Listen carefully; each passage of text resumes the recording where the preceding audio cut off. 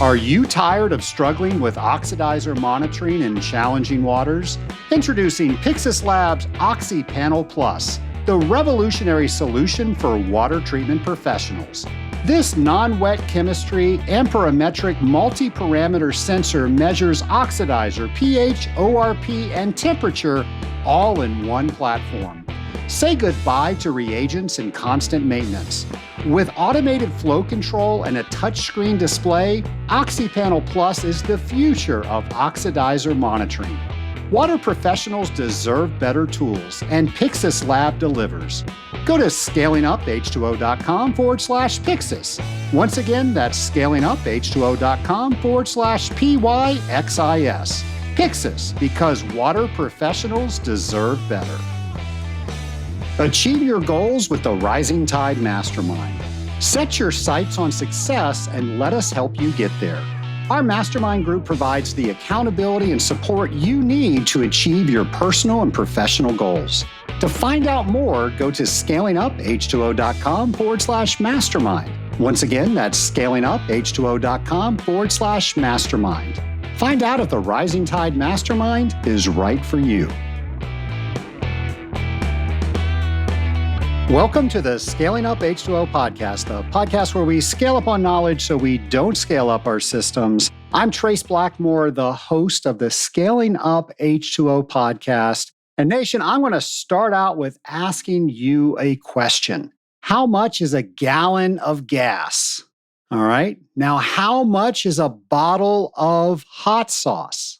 Now, you're probably wondering why I'm asking you those questions, and that's going to be abundantly clear in today's interview when we are welcoming returning guest, pricing expert Casey Brown. She just released a new book, and she's back to talk about it, and I can't wait to get to the interview. I know you're going to love it. She's such a great guest, but before we get to that interview, I do have a few events to tell you about. So first one is going to be the National Association of Clean Water Agencies Water Week, and that's taking place in Washington, D.C., April 6th through 12th. If you want information on this, that'll be on our events page, and you can get there by going to scalinguph2o.com/events. Another event to mention is the American Water Works Association is having their ACE conference. ACE stands for Annual Conference and Expo in Denver, Colorado, June 8th through 11th. And this conference is all about how do we ensure clean and safe water fueled by heightened awareness, elevated standard, and innovative solutions. So we'll have all of that information on our events page.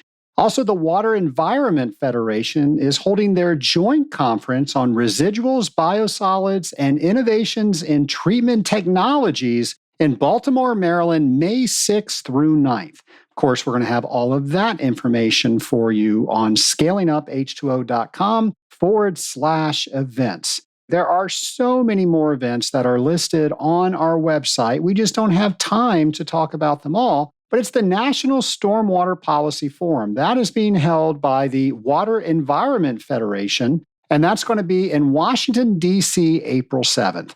All of these events and more are going to be on our events page, and as I say every show, it's my hope that you are making your calendar well in advance so you know everything that you want to attend and you have plenty of time to plan to attend it. Well, somebody that is making time for the Scaling Up Nation each and every week is our friend James McDonald. And here's a brand new What Do You Know? Hello and welcome to What Do You Know? The game show where we find out what do you know about industrial water treatment, drop by drop. So pump up your brain, take out that test kit of knowledge, and prepare to answer this week's question on What Do You Know? Today's question is, what is the conversion between parts per million and milligrams per liter?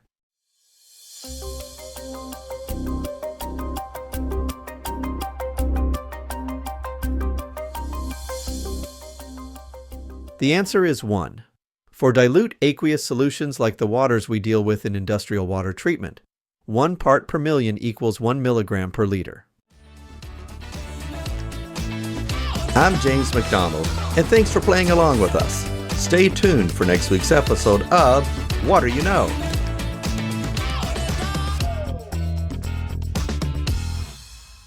Well, thank you, James. And Nation, now here's the part you've all been waiting for. Here's our interview. My lab partner today is returning guest Casey Brown of Boost Pricing, of episode 363, and now author of the newly released book, Fearless Pricing. Casey, welcome back to the Scaling Up H2O podcast. I'm so happy to be back with you, Trace. Thanks for having me. We had so much fun on episode 363. I think you had an appointment or I had an appointment. We would have kept that microphone recording for a day. So I'm surprised it took you this long to come back. So thank you for doing that. Sure, I'm excited to recontinue. So I am super excited to get involved in your book. I love the book. I've read the book. You sent me an email saying, hey, it's coming out. So I think I got on the Amazon waiting list. And when it was released, I was one of the first people to get it. So thank you for that honor. But before we get to that book, I want to talk about some things that you've been doing since the last podcast. And one of those things is you speak an awful lot, and you got to come to the Association of Water Technologies conference and speak to all of the business owners. What was that like? Oh, I loved it. One of my favorite things to do, and probably my very favorite thing to do in my professional realm, is to share about something I'm passionate about and get other people excited about it. And the stage is a unique place to do that, where you can have a room full of, 30 or 300 or 3,000 business leaders and owners in a place that are spending the other 364 days of the year that they're not at that conference trying to produce exquisite, high quality products and services, and to be able to sprinkle some value into their lives in an hour in the realm of pricing confidence and pricing skill that allows them to bring, many thousands of dollars, tens of thousands, even millions of dollars to their bottom line that they can use to grow and innovate and add new lines of business. It just fires me up. It's so fun. Well, you are an amazing speaker. I really enjoyed your presentation. You've got it dialed in. Well, so I don't think we talked about this last time. When I was a kid, I wanted to be an actor. I love, having I'm a ham. I like the attention on me. I like to make people laugh. I like to sort of spellbind people with storytelling. But I grew up below the poverty line. And a career in theater did not look like a straight line out of poverty to me. And so I ended up being an engineer instead, because I'm good at math and science, and I saw the average salaries of graduating college engineers, and I thought that's what I'll do. But it's kind of funny that now what I've worked around to is back to that kind of love of, entertainment. And in the work that I do, it is entertaining, I think. I hope. I seek to make it entertaining, but I also seek to make it really valuable and rooted in concepts that can make a massive difference to the audience. And so entertaining people while you've helped them, it's like the best of both worlds. I was so happy when I saw the calendar of events where I didn't have to follow you. I actually went right before you, so I went, shoo. That's very generous of you to say, Trace. Thanks. I did, however, have to follow Des Thornton, who is my speaking coach. I actually work with Des, and he helps me with trying to make me sound a little bit more intelligent when I speak. So that was a little nerve-wracking, having to follow him and then him being in the audience while I was speaking. Yeah, well, you did a delightful job. I do want to talk about what you do for a living, just in case people did not tune in to episode 363, which I highly recommend that they do. So what do you do for a living? Sure. So I'm a pricing geek.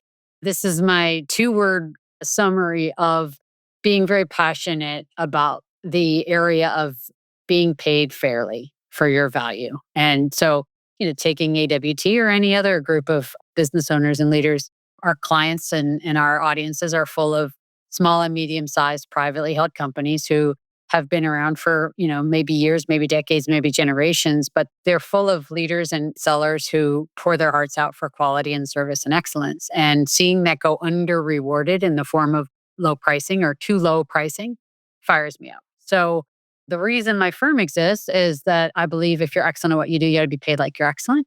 And we exist to help sales teams and other customer facing folks. We sort of pull back the curtain on customer tactics to try to negotiate your prices down. And then we arm the sellers with the methods and messaging and tools. And most importantly, the confidence to exit that negotiating arena with more deals in hand at higher prices. And so, the how is training and coaching and concepts, but the why is, for me, rooted in the mission to help people who are excellent be paid like they're excellent. Well, you just came out with a book, Fearless Pricing. You could not have named that book any better. Earlier this week, someone suggested maybe you should think about renaming Boost Pricing as Fearless Pricing. And it gave me a second of pause because why I like the book name and why that comment, your comment and his, this person who said that to me, gave me pause is the problem for most businesses with pricing. And by problem, I mean the thing preventing them from earning higher prices and earning higher profitability is not to be found in a spreadsheet. It's not to be found in some, management consulting book about strategy. The biggest problem, the biggest obstacle to making more profits with pricing isn't rooted in analysis or strategy. It's in the thought process, the head trash, the beliefs, the set of self-limiting beliefs, habits, and practices of the folks who sell. In other words, the person whose job it is to walk up to a customer and communicate and defend value, and then take the relentless punches in the face over and over that are, you're too expensive, your price is too high, so-and-so's cheaper, I can get the same thing for less, and all the other tactics customers use. And so we can't fix pricing or profitability through calculation. We have to address the biggest obstacle to success, which is fear. So we're on a sales call and the customer says, everything looks great. Give me a discount. And most people say, sure, here's a discount off of that line. I just read your book. You shouldn't do that. No. Here's the thing. Pricing is almost always the emotional state that accompanies most pricing decisions and conversations in the world is fear. It is not a thing people feel wildly confident about. If you line up 100 people who sell and you ask them what their favorite thing is about selling, I bet you my house, 0 of them would say, I love when I get to tell them what it costs, right? That isn't the fun part. That isn't why people become salespeople in the first place. They sell and serve customers to, be the hero and help them solve problems and be a consultative seller and build relationships. Pricing is generally the area of greatest fear and the greatest discomfort. Why that matters to this point you just made is generally what's happening. They're sitting there spinning around in fear. And then the customer says that, and we perceive that we're going to lose the deal if we don't discount. And that fear takes us over. And we operate from a place of, I don't want to lose the deal versus confidence, pricing based confidently in our value. We price not to lose. So we let fear win the day. One of the things that you gave an example of brilliantly, I might add, at AWT was how those discounts hit your bottom line. And there is nothing worse you can do to your bottom line than one, not to price properly and to put a discount on that. That's right. Every business owner in the world knows what it's like to work hard for no money, right? And to just, bust your butt and turn yourself into knots and, stay up late and miss your kids' events because we're trying to make sure the customer gets what we've promised them. They get the products and services with the level of excellence and expertise that we've committed to. And I don't think anybody listening to this podcast is going to stop being committed to that level of quality. My belief, though, is that we shouldn't do that for nothing. And sometimes if, let's just, make up a scenario here. If you're a company with a 10% bottom line and you do a 1% discount on the top line to close a deal, you've cost yourself all 10% on the bottom line. It will turn your profitability upside down faster than anything. And it's almost always unnecessary to close the deal. We think it is, but it's very often, I would go so far as to say almost always, not necessary. You say price what you're worth. How do you discover what you're worth and what the market will bear? I'm going to give a pretty unsatisfying answer to that, Trace. It's nobody knows. In other words, that was unsatisfying. You were right. Well, I'm gonna make it slightly less unsatisfying. I'm not gonna solve the problem here, but nobody knows what something's worth until we try to sell it. And I say that even if yours, if you invented some brand new contraption that's never existed on Earth before, now we're in the space of true innovation. It's very hard to figure out how to price something. But even, in the water technology space and water treatment products and services that have been around for a long time and plenty of your competitors sell, there is less uncertainty around it, but there still is something unique, different, special, and valuable about the way your firm does it. Does that mean you're better in every single regard? No, but we've got to stop looking to our left and to our right and letting that over constrain our decision making about our price. So if I'm listening to this and I'm thinking to myself, okay, I understand how 1 or 2% can make a big difference to my business, but I'm afraid that would cost me a lot of sales volume. We can't know until we try. The world is your petri dish, right? And so I would assert everybody listening has some unexercised pricing power and that the volume cliff is a lot further away than you think. And if you think you'd lose a bunch of volume at 1 or 2%, you might lose it at 9 or 10, not 1 or 2, or maybe 20 or 25. I've just experienced this with thousands of companies over the years, and we're more afraid of volume than we need to be. But at the end of the day, the only way to figure this out is to map that space out by actually having transactions at that level. And so the speed at which we're able to map that out is a function of our risk tolerance. Now, you've worked with several water treatment companies. And I know when I talk to other water treatment professionals and we read a book or we talk about something, the most common answer is, yeah, that works in this other industry, but it doesn't work here in water treatment. What do you say with your experience with that? I can appreciate that what I'm about to say might feel a little insulting, and I don't mean it that way. You're not that special. And here's what I mean. This industry is unique, and every company and market in the industry is also unique, right? Your firm, all these firms have differences. Even in that room of AWT business owners that I spoke to, there are differences in that room in terms of their value proposition and their competitive landscape. So there is uniqueness present. But what I will tell you is customer tactics are industry agnostic. Customers try the same things no matter what they buy and no matter who they're buying from. Too expensive, it's outside my budget, it's more than I paid the last guy, it's more than these other quotes, it's too expensive, is that your best number? Can you sharpen your pencil? On and on and on. The tactics customers use to buy stuff don't vary industry to industry, and therefore the most effective countermeasures, the most effective ways to hold on to more of your dollars don't matter very much what industry you're in. I've heard you say the term pricing integrity. What do you mean by that? To me, pricing integrity is I'm speaking more about structural integrity than moral integrity. To me, pricing integrity means that I have a defensible, fair reason for making changes to my price. In other words, if I quote you $25,000 for XYZ and you say, oh, I only have $20,000 in my budget.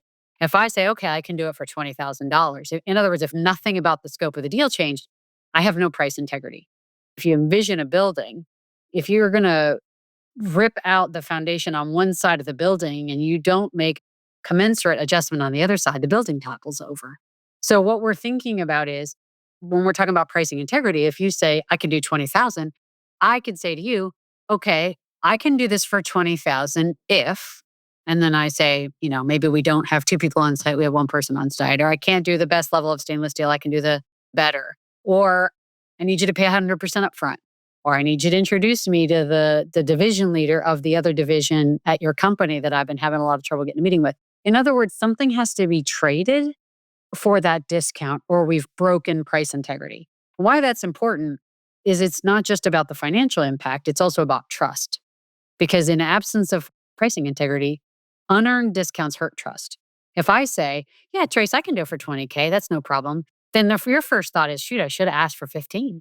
It feels like we're negotiating in quicksand if there's no structure to our pricing decision making.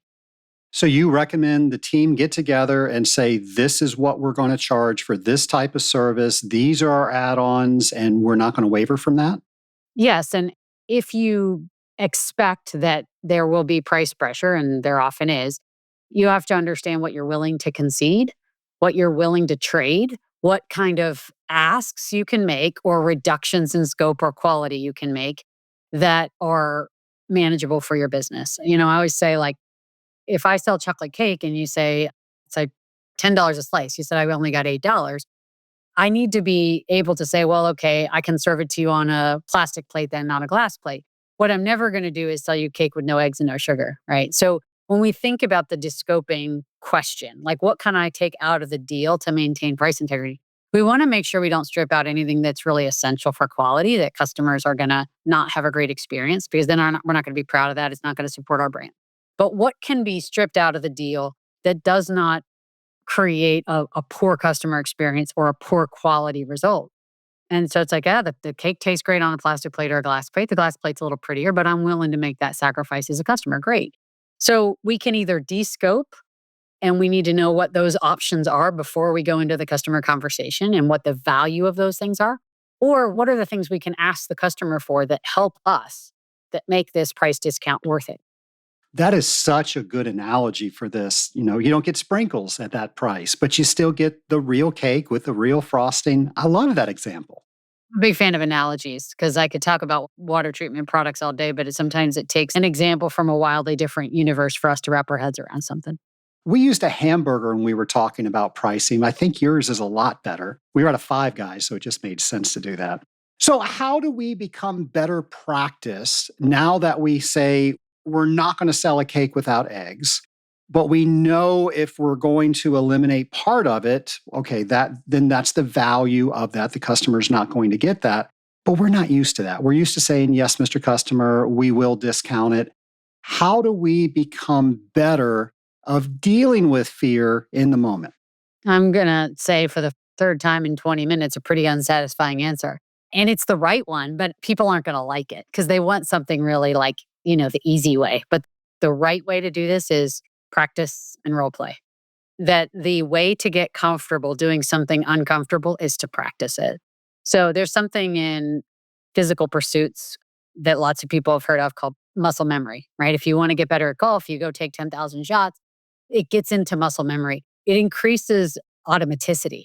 Like, I don't have to think about it. I just do it. Even if, it's hailing and windy and whatever, if I've swung this golf club 10,000 times, it's easier for me to do that even in uncomfortable conditions. If we've, for all of our history, mostly let customers have their way with us regarding pricing, and now we're trying to change that, we have to build that muscle memory. And in intellectual pursuits, that's called procedural memory. We have to build procedural memory by doing something over and over again to build automaticity, such that when I'm standing in front of a customer and they're beating me up over price and they're, threatening and doing all the things customers do, rather than going to a fear state, which we know when we're afraid, the amygdala is in charge and it's real good at fight or flight. It's not good at reasonable, nuanced, profitable decision making. Rather than going to a fear state, there's some automaticity for me. I know what to say when I hear this. I've practiced it. And so on a practical level, what that looks like at a company, I've advised lots of businesses to do this. Like, get your people together and say, what's every single kind of objection you hear about pricing? You can do this, of course, around other objections that are not price related, but we're here to talk about price. What's every kind of price objection you hear? By the way, there are not 9 million, there are 9, right? Or whatever. Like, they boil down to a handful of flavors. And then put some organizational muscle behind putting together the right, most effective responses to those objections. The fact is, if you have 10 people on your team who sell, you probably have one person at least on that team who's so good at this stuff, they never even have to think about it. It just comes super naturally to them.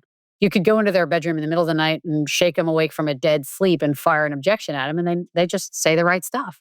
There are other folks on the team that may not have that level of sort of automatic responsiveness to, like, I can invent it on the fly and sound great and accomplished in practice. So let's get given the fact that everybody on our team is not equally gifted in the art of value message creation, let's put these people all together and pull the best out of them and then create what I call like a price objection FAQ doc.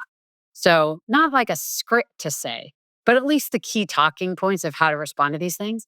And then buy your people pizza first Friday of the month and have a price objection role play lunch. Yeah, it's not fun because we have to role play, but at least we get pizza. And we're going to make a lot more money as a company because we're practicing and putting this stuff into procedural memory and creating automaticity. Am I not wired right? I loved role play situations. Well, I will role play with you anytime, Trace. I'm going to call you on that. We are rare. We are a rare breed. Most people who are listening are like, they would rather have a root canal. But here's the thing, like, figuring out the right way to deal with a price objection or the right way to, especially if you're changing course from we tend to be an over discounting house to, boy, I'm suddenly inspired by this conversation Casey and Trace are having, and I want to do this differently. The right time to figure out the words is not when you're standing in front of a customer, right? It's like the stakes are real high. This is why even the best athletes in the world spend most of their playing time is in practice, not in games. We have to do the same thing.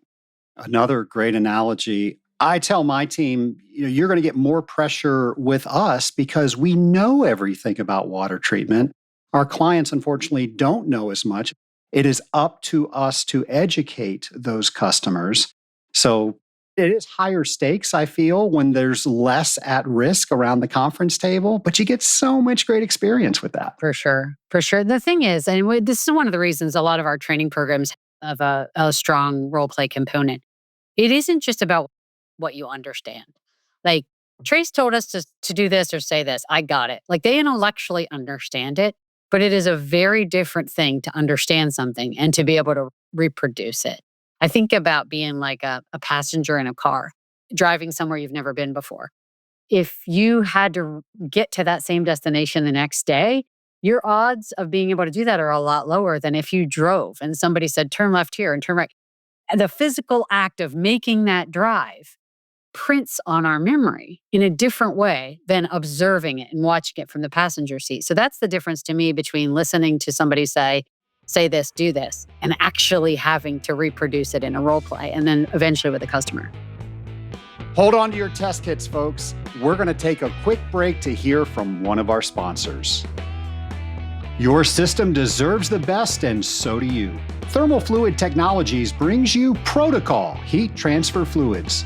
Formulated with their innovative no-pit inhibitors designed to keep your systems efficient and corrosion-free. Whether it's HVAC, food processing, or beverage applications, their glycol-based solutions deliver reliability where it matters most. Plus, with their comprehensive coolant testing program, you can rest assured knowing your system is always operating at its best. Discover the difference by going to scalinguph2o.com/TFT. Once again, that's scalinguph2o.com/TFT. Thermal Fluid Technologies, where performance meets peace of mind. And now, back to our interview. So we're better practice with each other when the stakes are lower. Now we're out in the moment. We're delivering our proposal. We're going through our process with our customer. How do we better understand and respond to buying signals? Oh, I love this question. I actually thought you were going to ask a different question. So I'm going to answer the one I thought you were going to ask just because I think it's good stuff. And it threads together with the question you asked before, which is how do we find out how much we really can charge? How do we uncover the limits of that? And I would say that the answer to both of those questions, I'm a big fan of starting in low risk areas of our business. Jim Collins wrote Good to Great. He said bullets before cannons. So the idea to me is that as we apply that to pricing is which customers and which selling situations can we take the least amount of risk and put forth the least amount of effort for the biggest returns? And so I talked before about mapping out how much unexercised pricing power we have. Maybe we're doing that on a lower stake opportunity, either lower stake because it's a smaller customer and we don't have as much to lose, or maybe it's a larger customer, but who's very sticky with us because they're super thrilled with our quality and our service. And so there's less risk there. So again, the formula to me is least risk, least effort for greatest return. And if we're practicing new ways of talking or we're trying to push our pricing a little further than we've pushed it before, handpick those first handful of opportunities that you're going to test that, and then you can tune your strategy. And now I've forgotten the question you asked me originally. Can you please re-ask it? So basically, you just said, I'm going to replace the question you just asked, which is a much better question, which I am fine with. Answer your own questions. I'm fine with that. So the question I asked, and that was an awesome question and an answer, by the way. So as we're going through this process, how does the person that's involved in the process understand what's going on in the situation, specifically buying signals? How do they understand them? How do they respond to them? Sure. So one thing that is counterintuitive to lots of sellers is that price pressure itself is a buying signal. Customers who say, I got another quote from ABC Water Treatment and they're 8% less than you. And if you'll match their price, I'll buy from you. This feels like pressure. It is pressure. But the underlying signal from the customer is, I'd rather buy from your firm. the message beneath the words, what they say is so and so is cheaper. If you match the price, I'll buy from you. The message beneath the words is so and so isn't as good as you. Because if they were, I'd just go buy from them. I don't want to buy from them. I want to buy from you. So the first step in the process, Trace, is to really mine from the situation some confidence rooted in the fact that price pressure, by definition, is some indicator if they wanted to buy from you. If they had no interest in buying from you, they wouldn't bother sitting. You wouldn't be in their office. They wouldn't be in your office. You wouldn't be exchanging emails. You wouldn't be on the phone together because customers are notoriously self-interested. They don't want to waste their time negotiating with someone they don't want to buy from. Who would do that? So the first step is to just mine the confidence from it. And then the second step is to stand in that confidence and diplomatically and professionally hold the line on price, ready to price concede if it's appropriate in the right way, in a way that maintains price integrity. And I will say that it is very difficult, and I would argue a mistake, to tune your pricing strategy and grade your pricing strategy deal by deal. You kind of have to widen the aperture out from an individual transaction to what's happening over time. And so if you imagine that I said, okay, here's step one and step two, and somebody were to do that, and the very first deal they would lose when they did that, they might conclude this doesn't work, or I pushed too far, I can't get away with it. But I would say it's more like a 5 deal view or a 10 deal view, or how do we widen the aperture enough? Because it's sort of a lose the battle but win the war situation.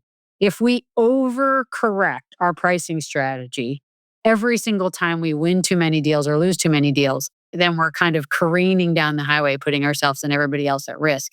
We've got to pick a strategy and stay with it and have the confidence to stick with it until we build enough data that we know if we're on track or off track.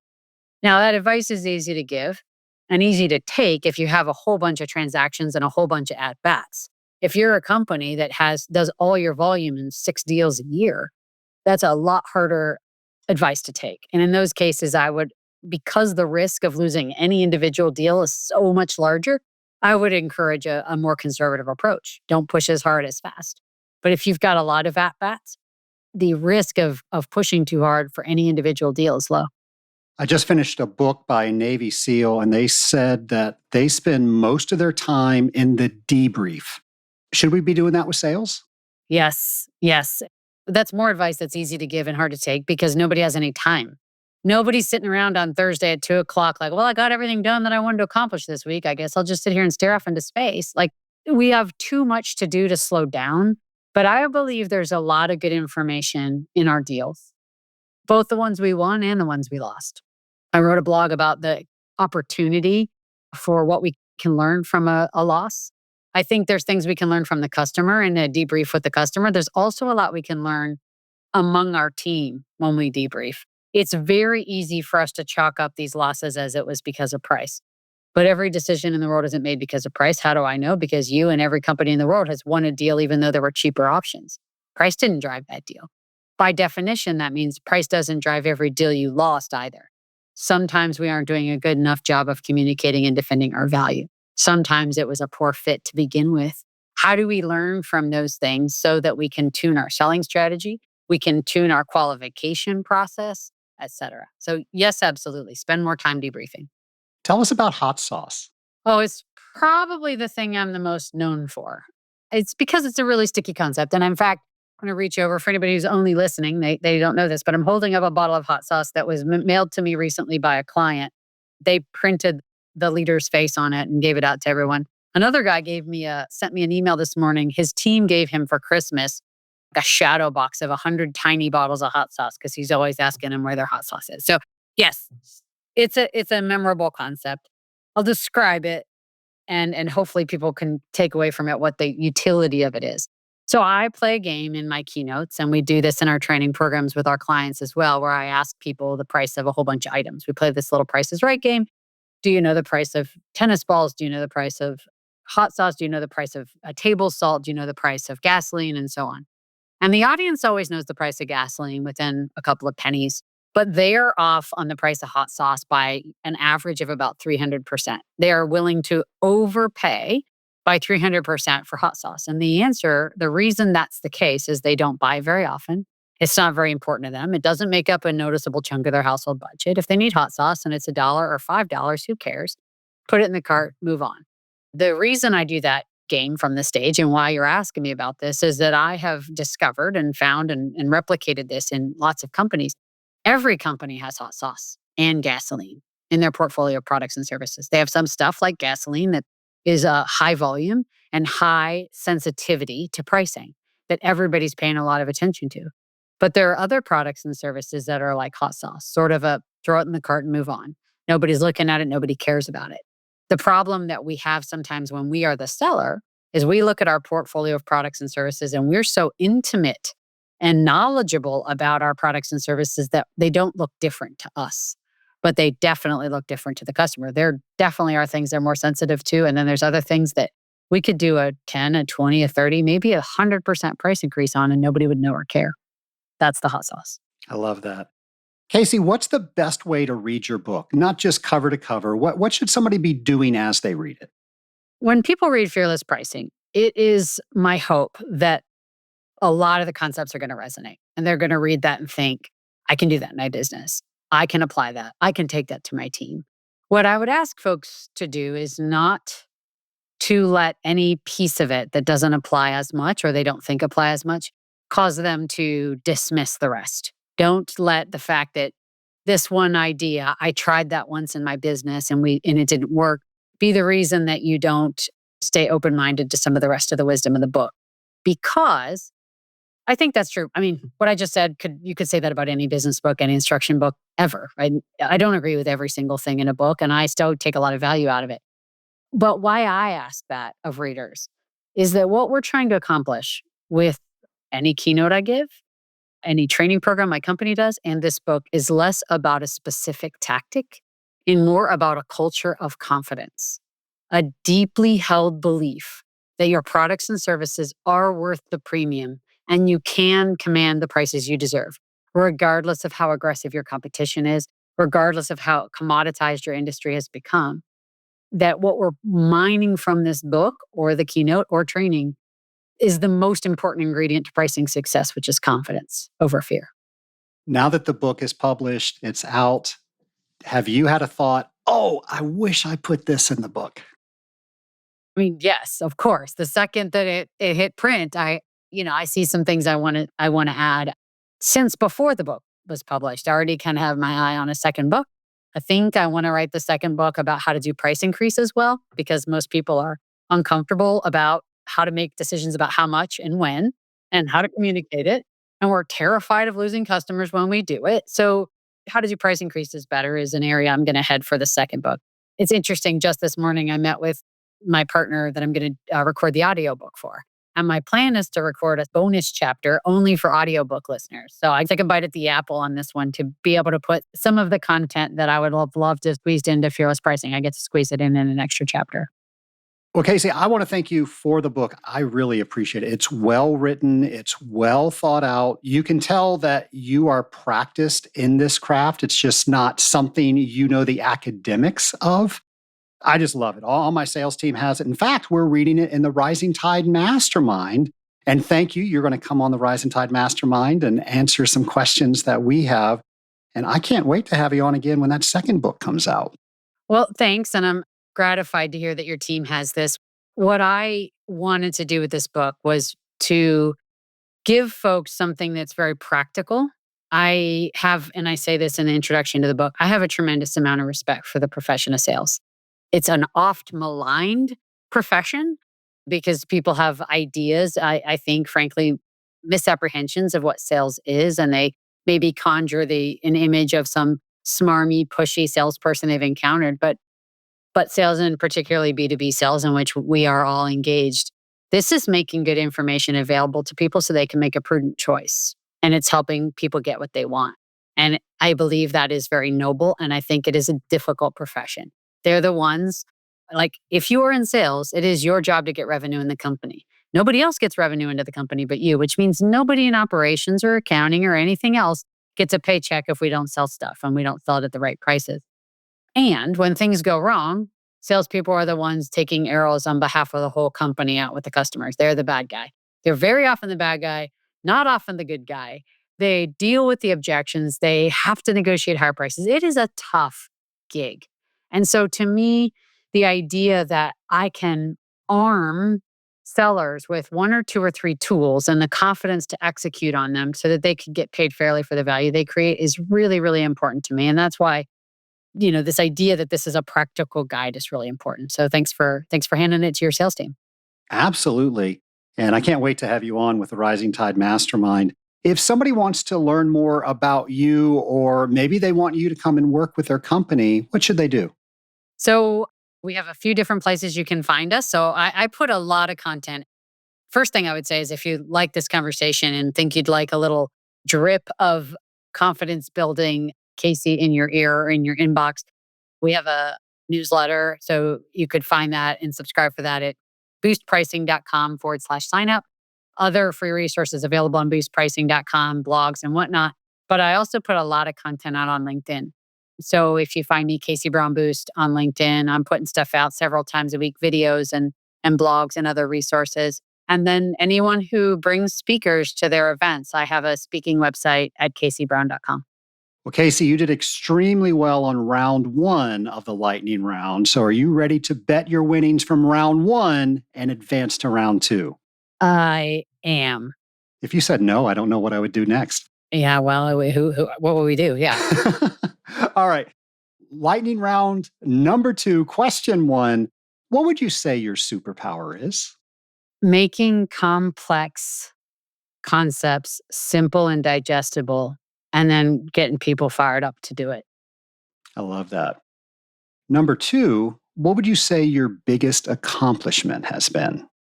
My obvious answer when you first asked me that was my kids. And I thought, let me not just go with the easy one. Let me look around a little bit for the answer. But that's the answer. My daughters and my stepsons are better people than me. They're going to accomplish more than me. They're thoughtful and kind and smart, and I'm so proud of them. It's an honor to be their mom. What are their names? I have two daughters, Kira and Leah, and two stepsons, Kyle and Alex. Will they listen to this? Probably not. They were all thanked in the acknowledgments page of my book, and I told them all when I gave them a signed copy, no pressure to read this. It's okay. Question three, if you had a magic wand and could change anything in the world, what would you change and why? I would wipe out injustice. I don't know how to answer why. I think it defies description. I think if somebody needs to understand why injustice is bad, probably me explaining it isn't going to make any difference. I do a lot of work around the world and volunteer work around the world, and seeing the absolute unearned privilege I was born into. And I mentioned earlier in the conversation, I was in a family that was, was really raised below the poverty line. We had our challenges, but what I do for a living, the wealth I've created for my family and a legacy for my children and grandchildren someday, the things that are possible for me are not possible for lots and lots of people in the world. Not because they lack the talent or the hard work, but because of limitations placed on them by where they're born and what that means for their educational opportunities, the professional opportunities. And so I would like to see a little bit more justice in the world. What a great answer. What are the books that you think everybody needs to read? I mean, Fearless Pricing by Casey Brown. Of course. Obviously. I have read and reread a few books lately that I would mention besides that. So Outlive by Peter Attia. It's about longevity and health, and it's just a great book. They Ask, You Answer by Marcus Sheridan. I'm late to the Marcus Sheridan party. He's been around a long time. Lots of people had mentioned him to me before, but for some reason I hadn't read any of his books. And then I read They Ask, You Answer, and I found that really useful. I reread Essentialism by Greg McKeown because I'm always filling my life up too much and seeking to make it less full. And then the last one I'll mention is The Psychology of Money by Morgan Housel, which I think talks about things like greed and what's enough and how people make money decisions. And there's a neat intersection between that concept and pricing stuff. So I like that book too. Well, we will have all those books listed on our show notes page, but most exclusively marked is going to be Fearless Pricing. Well, thank you. I really want, and this kind of roots back to the justice comment, I want people out there who are doing great work to be rewarded for it. That to me is justice. And I know when business owners are making as much money as they deserve, that tends to get plowed back into their business to grow the business, add new lines of business, hire more people, pay themselves and their people better. families and communities are impacted. There's a huge ripple effect when people command the prices that they deserve. So if people read that book, it will create more justice in the world. That's my brand promise. Casey, thanks for being so good at what you do and helping all of us do it a little bit better. No, thanks. It's my absolute pleasure and honor to make a difference at all in the lives of business owners and the people that count on them. Scale It Up Nation, it is a real treat when I get to speak with Casey Brown on this podcast.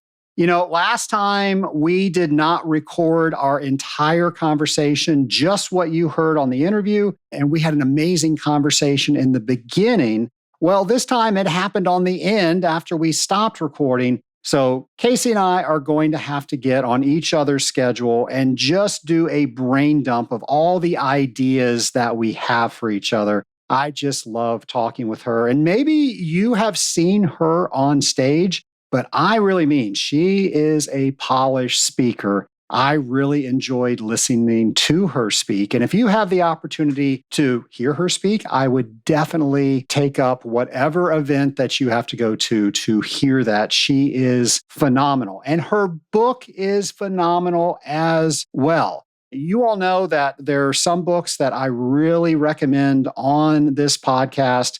This is going to be one of those books. It is one of the best named books I think ever. It's called Fearless Pricing.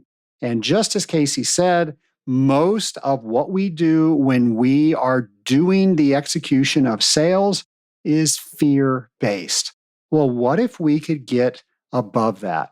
What if we had mechanics to our sales system and we had the confidence to use that because we understand everything around how we priced? And didn't you love that cake metaphor? Okay, I'm never going to serve you a cake without eggs.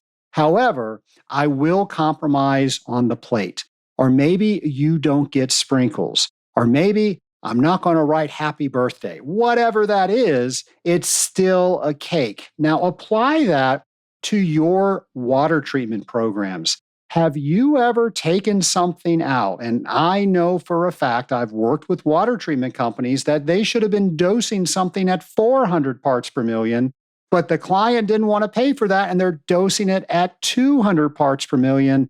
And here's the spoiler alert. Yes, the customer was having problems, but the customer's never going to remember that you agreed to cut the dose in half. They're just going to remember that you do not have a working program. One of my favorite books, in addition to Fearless Pricing, is The 7 Habits of Highly Effective People.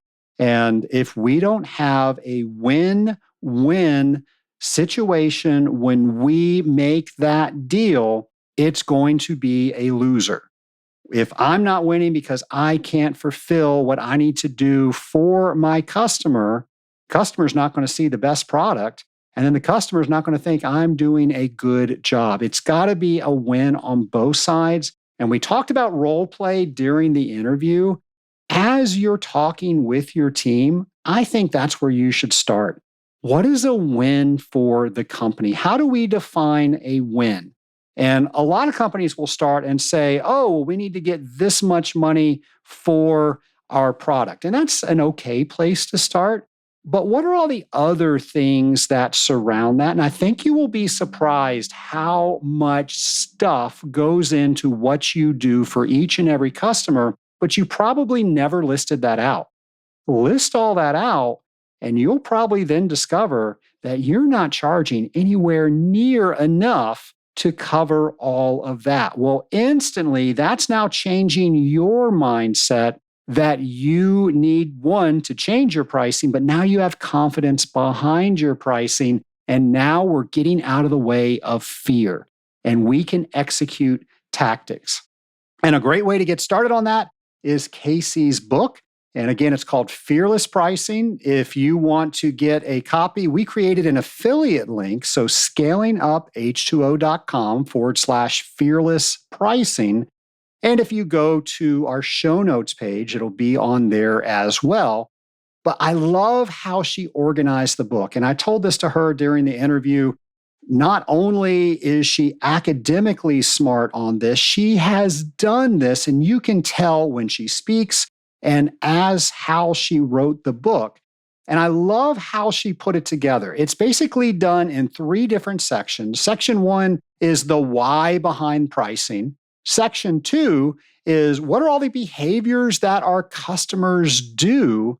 And section 3 is knowing all of that, what can we do about it? And she talks about pricing opportunities. How do we price for value? And then how do we execute on everything that we've learned in the book? It is a fantastic book. And we are so fortunate that she's going to come and speak with the Rising Tide Mastermind. We are currently getting ready to read her book within the Rising Tide Mastermind.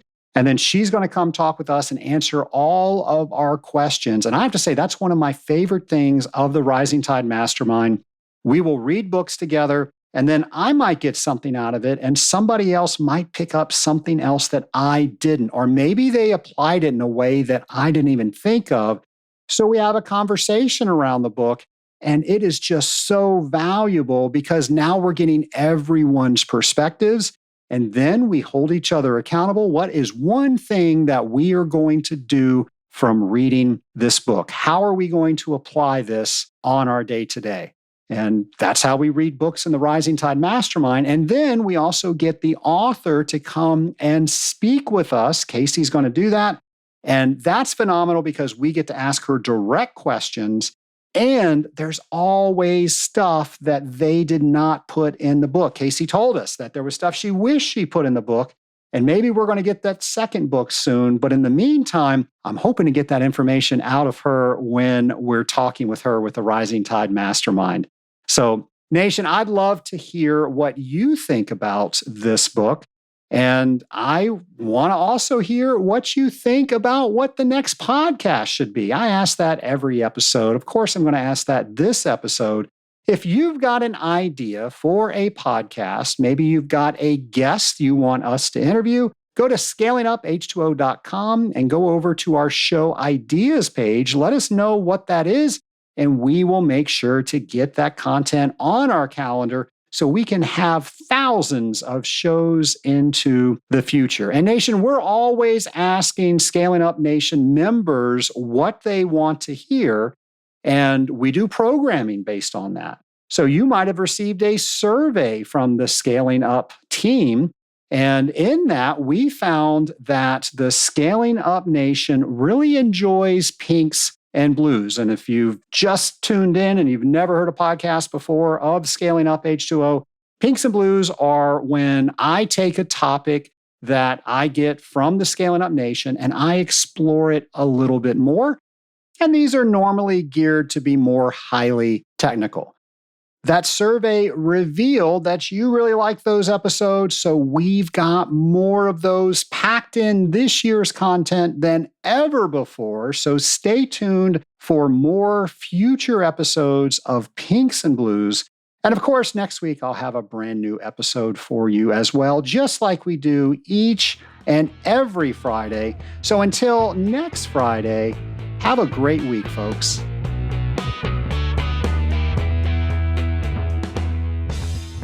Preparing for the CWT exam can be daunting, but our Certified Water Technologist Prep course makes it easier. With valuable study tools and a 100-question practice exam, you'll be ready to tackle that test with confidence.